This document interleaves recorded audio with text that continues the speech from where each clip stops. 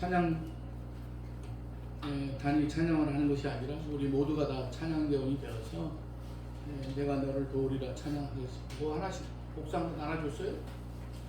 뒤에 저 뒤에 내가 너를 도우리라.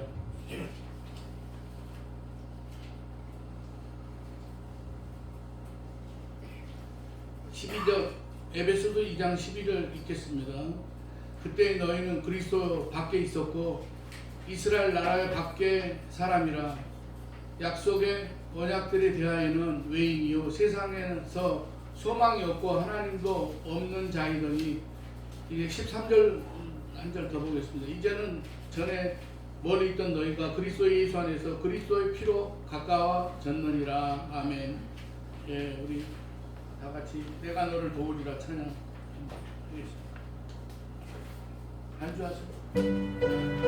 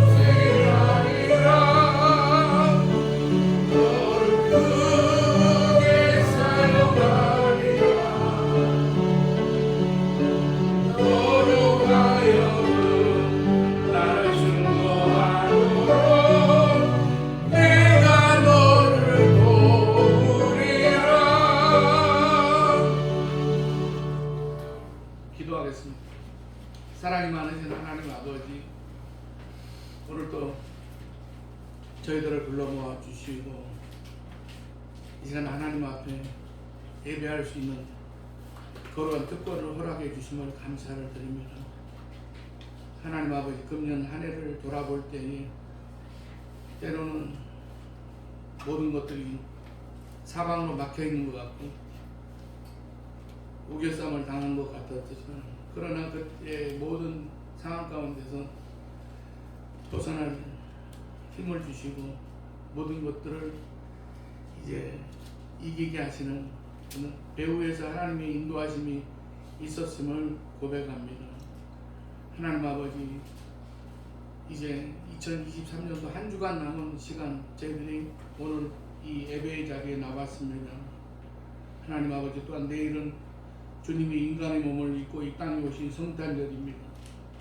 우리가 오늘 이 예배를 통해서 참으로 하나님을 기쁘시게 하는 거룩한 산 제사를 하나님 앞에 드려지는 이 예배가 되게 하여 주시옵소서.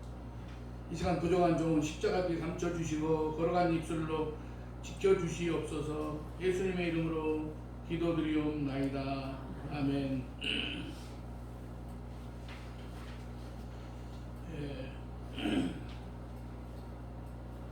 우리가 이제 금년 한 해를 여기까지 인도하신 우리가 하나님께 찬양과 감사를 드립니다. 이 세상을 살아가는 그런 여러 가지 모든 질서를 볼 때에 정말로 위기의 시대이고 내일의 상황이 어떻게 될지 알 수 없는 그런 세상을 살아갑니다. 그러나 우리가 우리들의 삶 가운데 그리스도 예수 안에서 내가 머물고 인도함을 받는 그런 삶을 살아가게 될 때에 결코 우리에게는 실패함이 없을 줄로 믿습니다. 작은 단체인데 30여 년간 청소년들을 섬겨온 단체가 있습니다. 주로 농어촌 교회나 미자 교회 청소년을 대상으로 수련을 개최하고 비전과 도전을 주는 일을 하는 단체가 있습니다.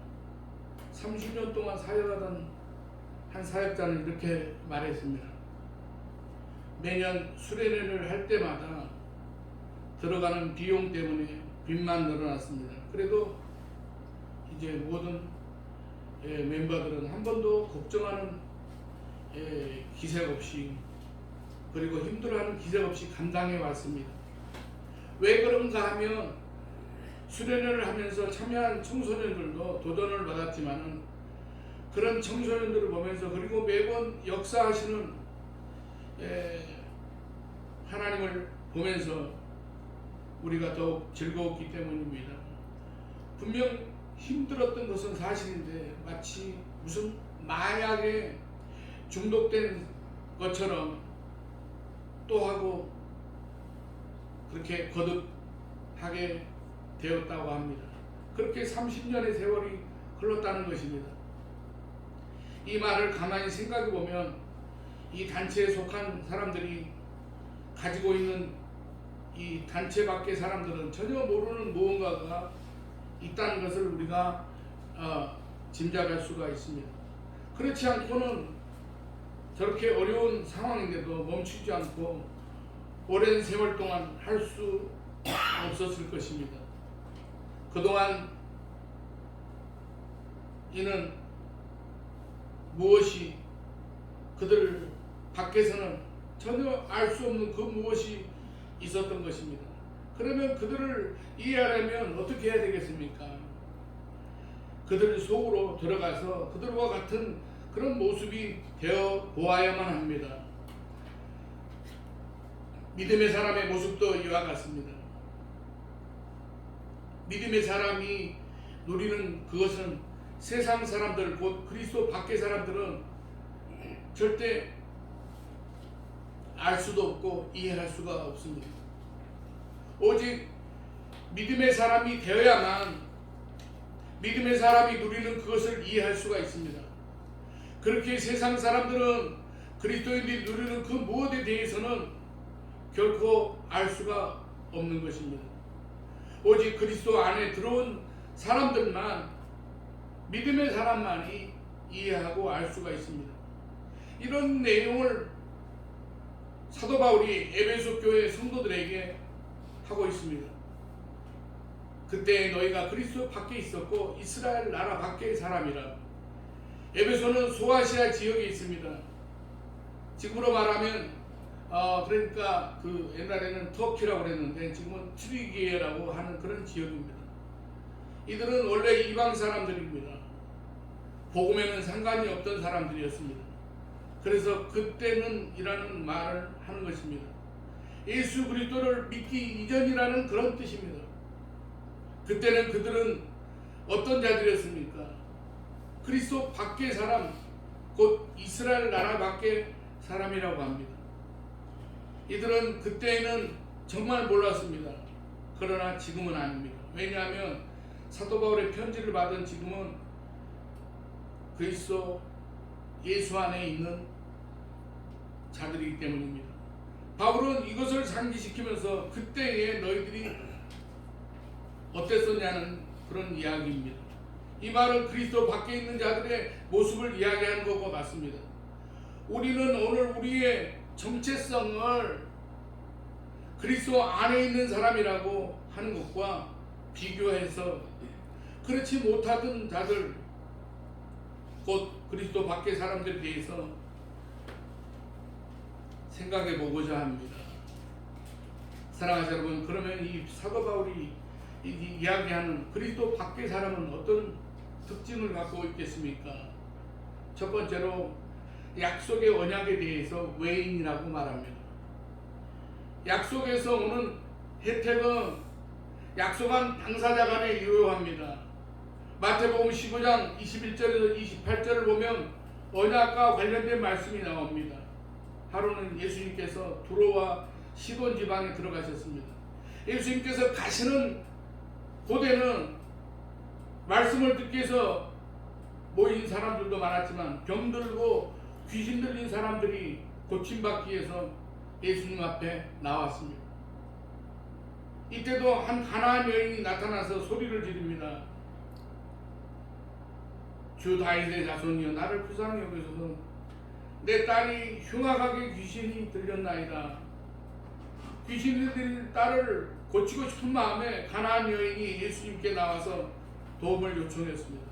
그러나 예수님께서 이 여인의 외침에 일절응대하지 않으셨습니다. 그런데도 여인은 계속 소리 지르고 따라옵니다. 보다 못한 제자들이 계속 소리 지르며 따라오는데 뭐라고 한마디 하셔서 그를 돌려보내달라고 합니다.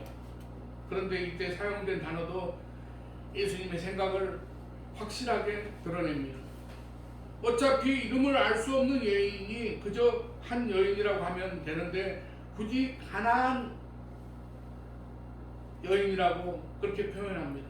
가나안 사람이라는 것을 이제 강조하고자 하는 것입니다. 그러면 이 단어가 무엇을 강조하는 것입니까? 예수님이 제자들에게 하시는 대답, 그리고 여인에게 하시는 대답을 보면 그 강조점을 알 수가 있습니다. 여인에게 뭐라고 했습니까? 한마디 하셔서 보내시라는 그런 제자들의 요청에 예수님께서 이렇게 대답하십니다. 나는 이스라엘 집에 잃어버린 양 외에는 다른 데로 보내심을 받지 아니하였노라. 마태복음 15장 24절에 그렇게 말씀하고 있습니다. 예수님은 이스라엘에게 보내심을 받았다는 것입니다. 이것은 하나님의 언약은 이스라엘과 관련이 있다는 그런 의미가 되겠습니다. 여인을 굳이 가나안 여자 하나라고 표현하는 이유가 여기에 있습니다. 이 여인은 이스라엘 사람이 아니었습니다. 이방인이었습니다. 그래서 여인과 예수님은 아무 상관이 없다고 매몰차게 이야기하시는 것입니다. 제자들은 이 말씀을 들으면서 예수님이 누구에게 보내졌는지 확실하게 깨닫게 되었을 것입니다. 여인에게 하시는 말씀은 한층 더 매몰찼습니다. 여자가 와서 마태복음 15장을 보면 주여 저를 도와주소서라고 하자 주님께서 말씀하십니다. 자녀의 떡을 취하여 개들에게 던짐이 마땅하지 아니하니라 라고 마태복음 15장 26절에 말씀합니다. 난 너희들과는 상관이 없다는 말씀을 노골적으로 하셨습니다. 노골적인 것을 지나서 상대를 멸시하는 말이기도 합니다. 이방인은 개라고 하셨으니까 그만큼 당신이 이 땅에 오신 것은 이스라엘 사람들에게 오셨다는 것을 강조하시는 것입니다. 예수님은 하나님의 약속으로 이 땅에 오셨습니다. 그런데 그 약속은 하나님과 이스라엘 사이에 유효한 것입니다. 예수님은 이 점을 말씀하신 것입니다. 약속이라는 것이 그렇습니다. 약속은 당사자 간의 일입니다. 약속하지 않은 사람은 아무런 상관이 없습니다. 가난한 사람은 약속 밖의 사람이기에 당신의 노력을 굳이 그에게까지 낭비하지 않겠다는 것입니다. 또한 약속과는 상관없는 일이기에 당신이 무엇을 하지 않는다고 해서 비난을 받을 일도 아니라는 것입니다. 약속하지 않은 관계인데 무언가를 달라고 하는 것은 생떼일 뿐이지 약속하지 않은 것을 하지 않는다고 해서 잘못된 것은 아닙니다. 그런데 예수님은 여인에게 이렇게 매몰차게 이야기하시면서 말씀하시고 싶은 것은 하나님의 약속은 이스라엘에게만 한정된 것이 아니라 당신이 택한 모든 백성과 하신 것이라는 점을 강조하시기 위한 것입니다. 예수님께서 너는 이방인이라고 하면서 매몰차게 거절하지만은 이 여인은 그래도 예수님에 대한 믿음을 거두지 않고 자신을 더 낮춰서 개들도 제 주인의 상에서 떨어지는 부스러기를 먹나이다라고 하면서 떡이 아니라 부스러기라도 이제 달라는 그런 요청입니다. 이런 믿음을 보시고 주님께서 여자여 내 믿음이 크도다라 내 소원대로 되리라라고 하심으로써 이 가나안 여인의 딸을 고쳐주셨습니다. 당시 유대인들이 약속을 오해한 것을 바로잡기 위하여 처음에는 유대인들의 화법으로 말씀하셨다가 나중에 주님의 화법으로 들어오신 것입니다. 사랑하시는 여러분, 오늘 본문에서 중요한 것은 약속의 성격입니다. 약속은 약속 당사자 외에는 그 누구도 관련이 없습니다. 오늘 본문에서 그리스도 밖에 있는 자들은 약속에 대해서 외인이라는 말씀입니다. 약속 밖에 있는 자들이라는 그런 의미입니다. 약속과는 아무런 상관이 없다는 것입니다. 사랑하시는 여러분, 그리스도 밖에 있다는 것은 약속 밖에 있다는 그런 말씀입니다. 잘 이해를 하셔야 됩니다. 성경을 뭐라고 합니까? 하나님의 약속이라고 합니다. 구약 신약 성경이 약속의 하나님의 말씀이라는 뜻입니다. 먼저 맺어진 약속이라고 해서 구약이고 후에 맺어진 약속이라고 해서 신약이라고 하는 것입니다. 그런가 하면 성경의 핵심을 언약이라고 합니다. 이것은 하나님이 그의 백성과 맺은 약속을 의미합니다. 이렇게 성경은 그리고 하나님의 역사는 철저하게 약속이라는 이 메커니즘을 가지고 있습니다. 그런데 이런 하나님의 약속에 그리스도 밖에 있는 사람들은 철저하게 외인이라는 것입니다. 사랑하시는 여러분, 하나님의 약속의 핵심은 구원입니다. 이 구원은 철저하게 그리스도 안에 있는 자들에게만 적용이 됩니다. 그리스도 밖에 있는 자들에게는 그 어떤 효력이 없습니다. 하나님의 약속 중에 하나는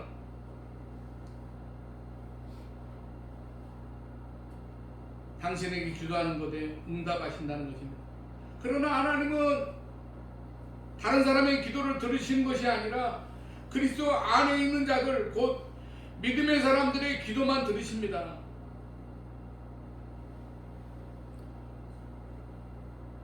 사랑하는 여러분, 성경에는 하나님의 무수한 약속의 말씀들이 있습니다. 그 약속들은 그리스도 밖에 있는 자들이 아니라 그리스도 예수 안에 있는 자들, 곧 믿음의 사람에게만 유효합니다. 사랑하는 여러분, 우리는 그리스도 안에 있는 사람들입니다.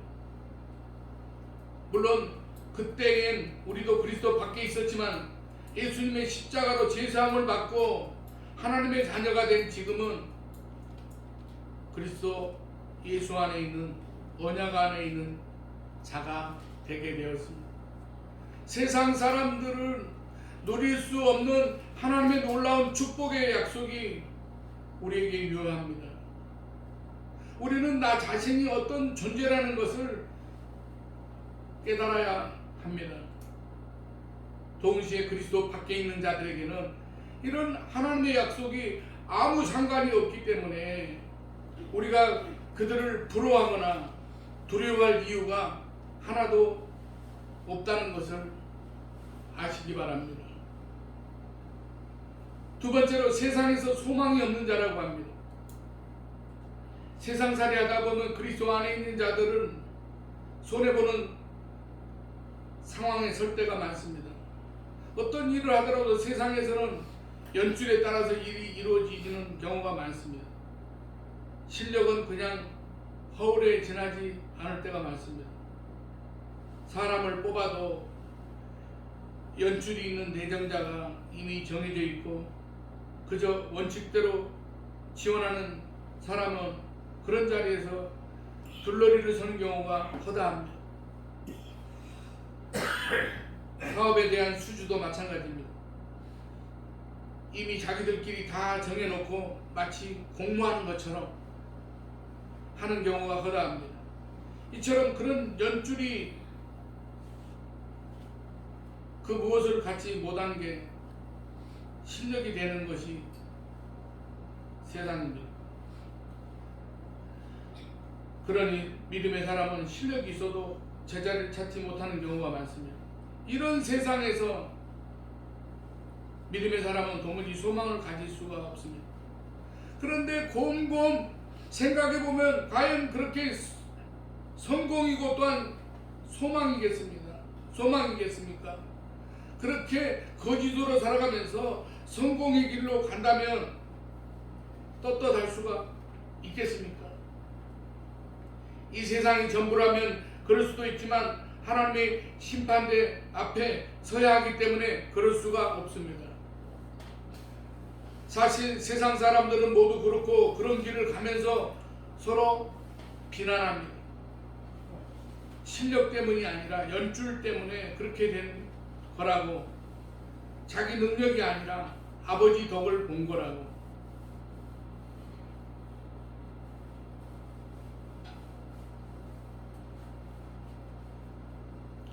겉으로 이런 비난을 못하지만 속으로 서로 비난하고 있습니다. 자기들 자신들도 떳떳한 길이 아니라는 것을 잘 아는 것입니다. 바울이 에베소 교회 성도들에게 뭐라고 했습니까? 그리스도 밖에 있는 자들은 세상에서 소망이 없다고 말합니다.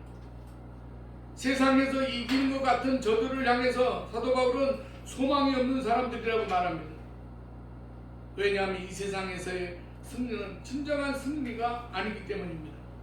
이 세상에서 소망이라고 하는 것들은 진짜 소망이 아니기 때문입니다. 사랑하는 여러분, 믿으시기 바랍니다. 진정한 소망은 하늘에 있습니다. 이 땅에서 소망이 있는 사람은 땅을 쳐다보는 사람이 아니라 하늘을 쳐다보는 사람입니다. 하늘을 쳐다보는 사람은 오직 믿음의 사람, 성도밖에 없습니다. 골로새서 3장 1, 2절에서 이렇게 말씀합니다. 그러므로 너희가 그리스도와 함께 다시 살리심을 받았으면 위의 것을 찾으라. 거기는 그리스도께서 하나님 우편에 앉아 계시느니라. 위의 것을 생각하고 땅의 것을 생각하지 말라. 위의 것 곧 하나님을 바라보고 사는 것이 진정한 소망입니다. 이 소망은 오직 그리스도와 함께 살리심을 받은 자들, 곧 그리스도 안에 있는 자들에게만 유효합니다. 유효. 세 번째로 하나님도 없는 자라고 합니다. 요즘 뉴스에도 나왔습니다만 어떤 아이가 돌을 던져서 그 돌에 어떤 70대 어떤 사람이 맞아 죽은 사람이 있어서 시끄럽습니다. 돌아가신 분은 안타깝고 억울한 일이지만 사실 아이들은 생각 없이 돌을 던졌습니다. 지나가는 차를 향해서도 돌을 던지고 사는 집에서 창문 밖으로 물건을 던지는 경우가 있습니다. 물건을 던지는 아이가 문제가 있어서 던지는 것이 아니라 호기심 때문에 던지는 것입니다. 그리고 물건을 던져서 사고가 나도 이 아이는 믿는 구석이 있기 때문에 걱정하지 않습니다. 누군가가 뒤에서 자신을 보호하고 인도하고 이끌어주면 자신감이 생깁니다. 실패해도 일어날 힘이 있습니다.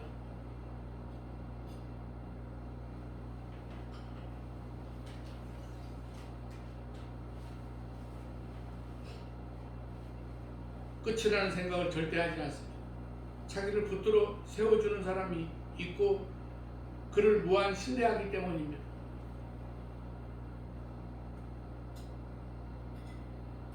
그리스도 안에 있다는 것은 전능하신 창조주 여호와 하나님을 언제나 영원토록 내 편으로 모시고 사는 것입니다. 여호와 하나님께서 당신의 자녀를 절대 포기하지 않으십니다. 그 하나님은 보호와 인도하심으로 우리가 살아갑니다. 세상 모든 것을 다 잃어도 여호와 하나님이 내 편이기 때문에 우리는 언제나 새로운 힘을 얻습니다. 그리스도 예수 안에 있기에 그럴 수가 있습니다. 사랑하시는 여러분, 오늘 본문에서 바울은 그리스도 밖에 있는 자들은 하나님도 없는 자들이다라고 말합니다. 세상에 다 가진 것 같지만 정작 하나님이 없기에 저들이 하는 결정이나 말들을 가만히 보게 되면 얼마나 공허한지 모릅니다.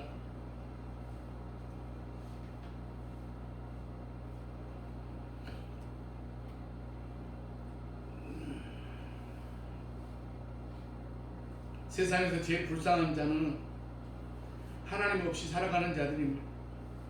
그리스도 밖에 있는 자들이 그렇습니다. 저들은 온갖 외형적인 꿈으로 그 허전함을 숨기려고 하지만은 하나님 없는 인생이기에 그들에게서 보이는 두려움, 허전함, 외로움, 무서워함 이런 것들을 감춰지지 않습니다. 아무리 많은 돈을 가져도 하나님이 없는 자들의 삶은 바람에 날아갈 한 줌의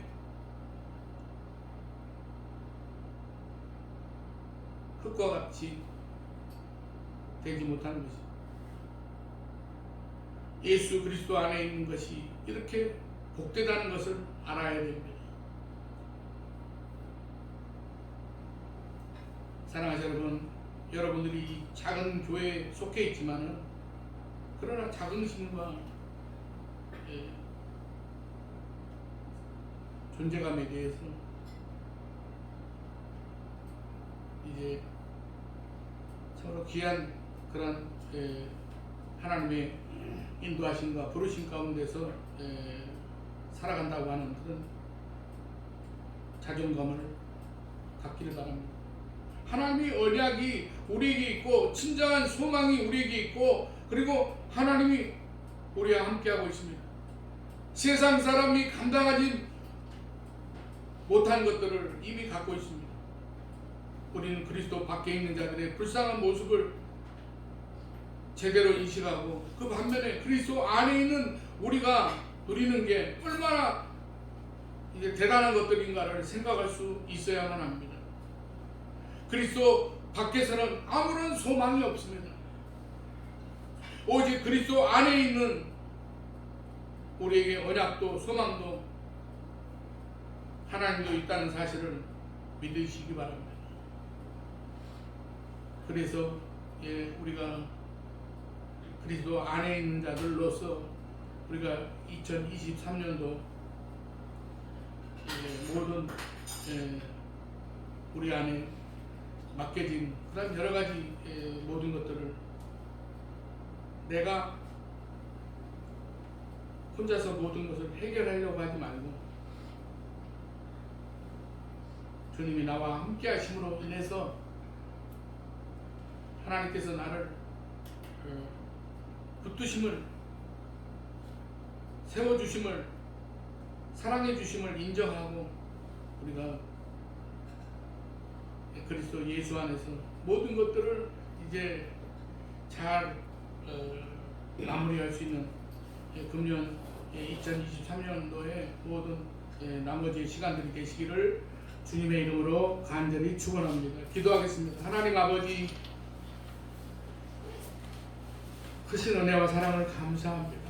금년 한 해를 우리가 이제 시작한 지 얼마 되지 않은 것 같지만 우리가 참으로 여러 가지 때로는 우리가 하나님이 나와 함께 하심을 깨닫지도 못하고 허겁지겁 여기까지 우리들이 달려왔습니다.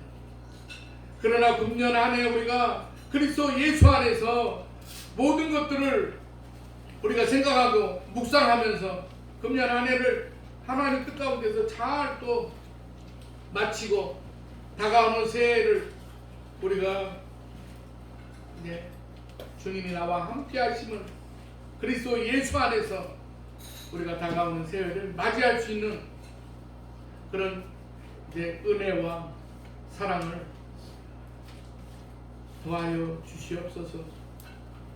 그래야해서 우리들이 이 땅에서 모든 삶을 통해서 세상이 알 수 없는 그러한 그리스도 예수 안에서의 비밀을 맡은 그러한 믿음의 사람들로 날마다의 삶 가운데 승리가 있는 삶을 살아가는 저희들의 삶이 되게 도와주시옵소서. 예수님의 이름으로 기도드리옵나이다. 아멘. 찬송가 412장 찬송합니다.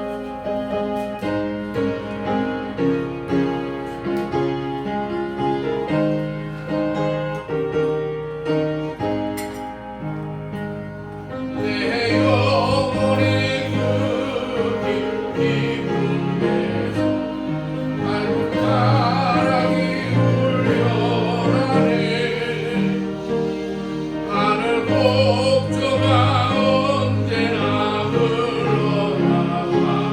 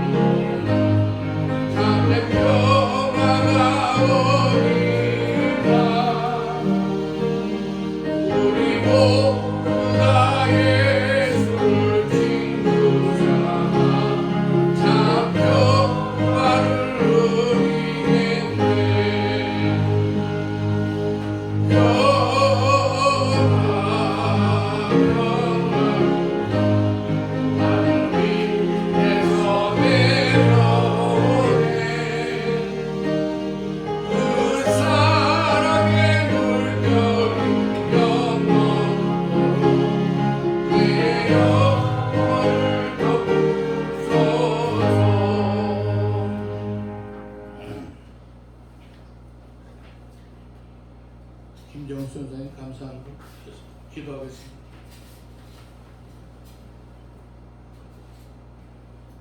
오병이어의 기적으로 인생의 피로를 채워주시는 하나님 아버지, 지난 한 주간도 주님의 풍성한 은혜와 사랑을 힘입고 살아왔음을 감사를 드립니다.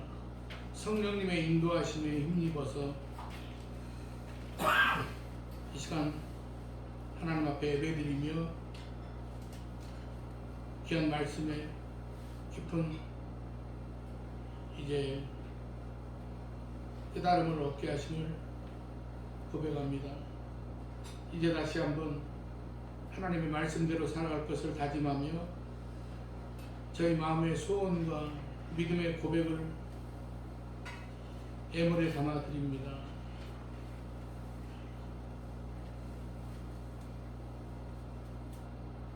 애물 속에 담겨져 있는 기도의 제목을 받으시고 응답해 주시옵소서. 주님을 사랑하는 자, 주님의 사랑을 입는다고 하셨으니 하나님의 사랑으로 풍성하게 하사 주님의 위대함을 나타내며 살아갈 수 있게 하여 주시옵소서.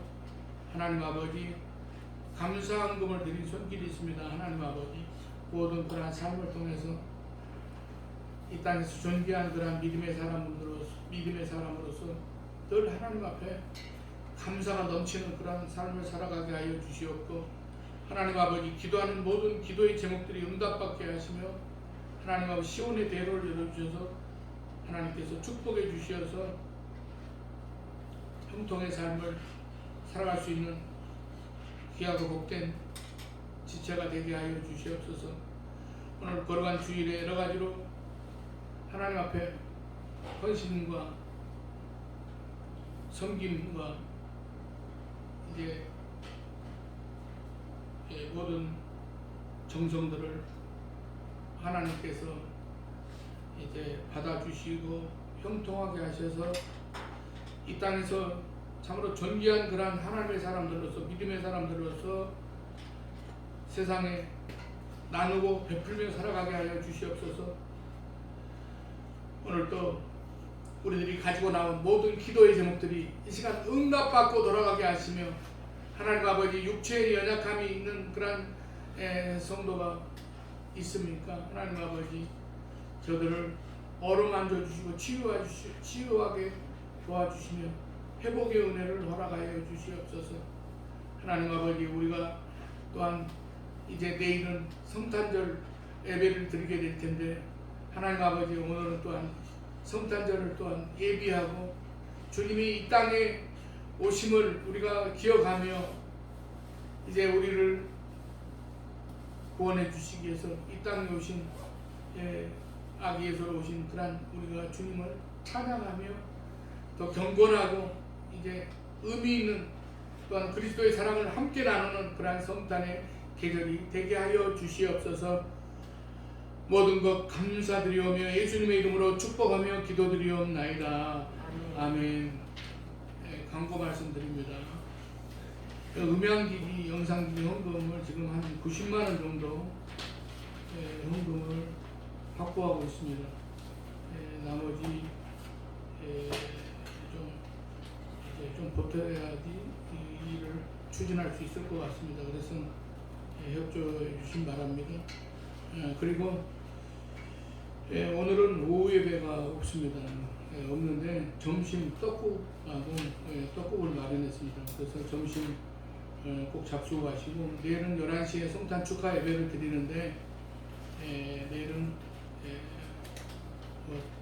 떡하고 과자 이런 걸 갖다가 마련해 가지고 그냥 가다가 차에서 먹을 수 있도록 점심을 대신할 수 있도록 그렇게 해서 식혜하고 뭐 이렇게 막 준비한다고 하니까 내일은 받아가는 식사로 내일은 제공되고, 오늘은 요 교회에서 예배 끝나면 떡국 한 그릇씩 꼭 드시고 가시기 바랍니다. 그리고 내일은 성탄절 예배에 온 가족이 다 참석하셔서 정성된 예배를 하나님 앞에 올려드릴 수 있는 그런 성탄절 예배가 되시기를 바랍니다. 635장 찬송 부른 다음에 축도함으로 예배 마치겠습니다.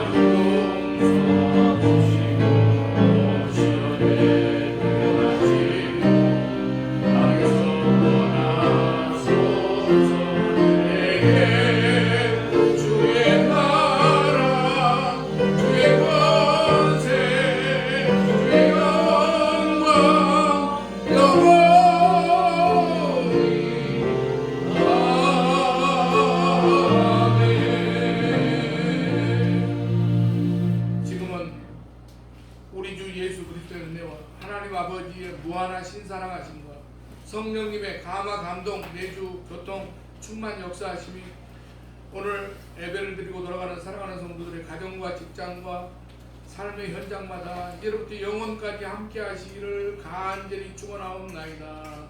아멘.